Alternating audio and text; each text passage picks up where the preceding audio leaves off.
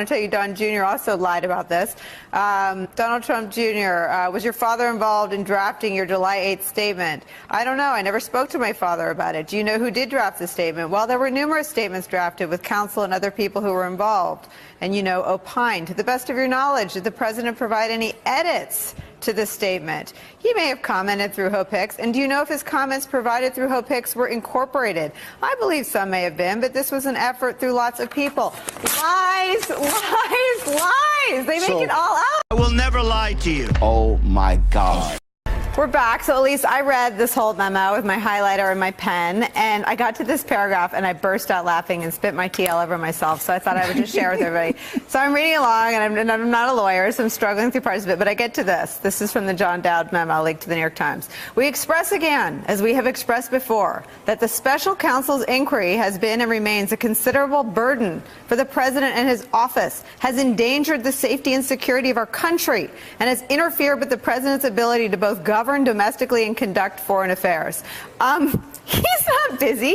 And here's what you mean executive time, Nicole? He has 4 hours of executive time. His intel briefing was at 11:30, yes. So he had 4 hours of. I mean, George Bush's used to be at 7. He had 4.5 hours of executive. He spent 110 daytime visits to a golf club. He has one event on his schedule every day this week. I mean, there are maybe a lot of excuses, like he's a lying liar, pants on fire, executive authority, executive privilege, whatever it's called. But busy ain't one of them.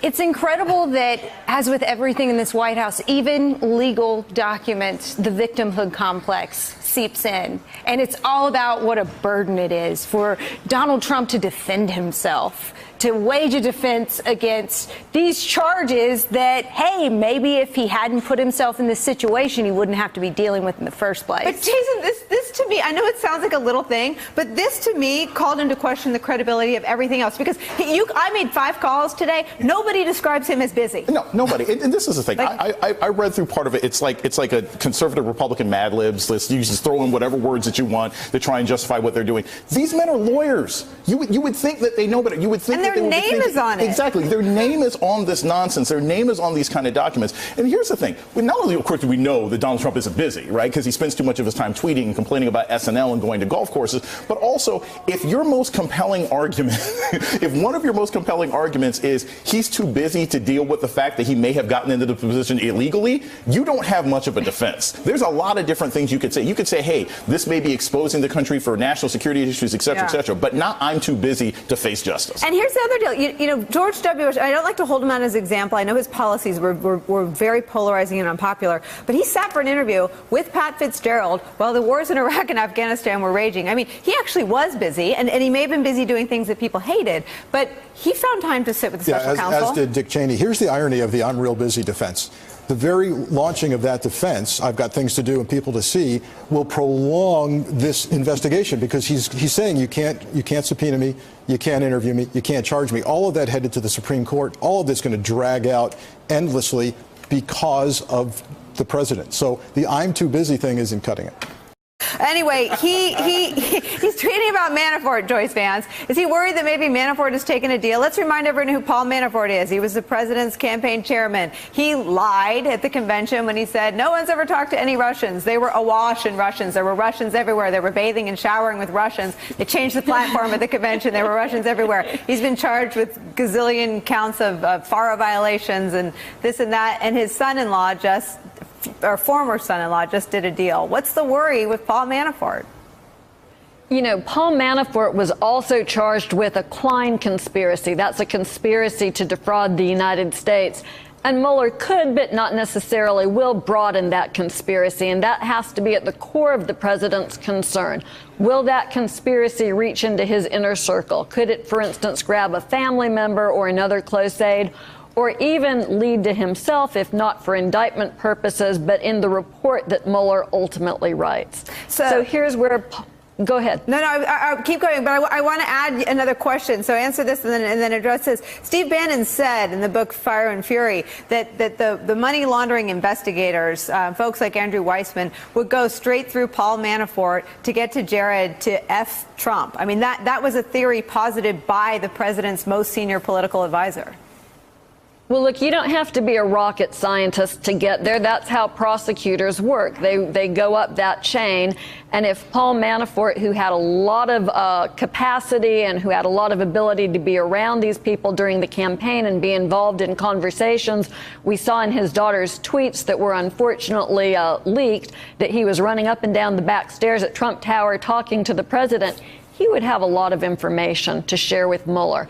And it might be both historical information about Trump's business dealings in Russia, more modern information about what went on during the campaign, and even perhaps some insight into whether there was an expected payoff if there was collusion after the campaign. And the pressure on Manafort at this point will be tremendous. He is close to trial in at least one of his cases. He is no longer getting friendly readings from the judges. There was a little blip there where one of the judges in Alexandria wanted to explore Mueller's constitutional power.